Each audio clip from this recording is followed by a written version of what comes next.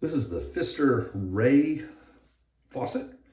I've installed it in a bathroom setting that has one hole, and the reason I did is because I needed a way to have a removable hose to bring water down for either washing the dog or filling up a hot tub, those kinds of things.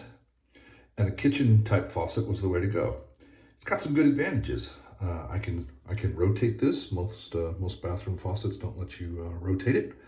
Certainly can control the hot and cold. I can have a spray nozzle, and of course I can take it out as needed. The controls are nice. This is spot-free stainless steel, meaning you won't see fingerprints or smudges on the polished nickel there, or nickel finish, I guess. It's stainless steel, but it's called nickel finish when it's brushed like that.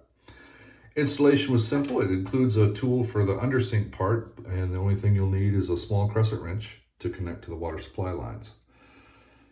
It's available from the Home Depot, and it has a lifetime guarantee.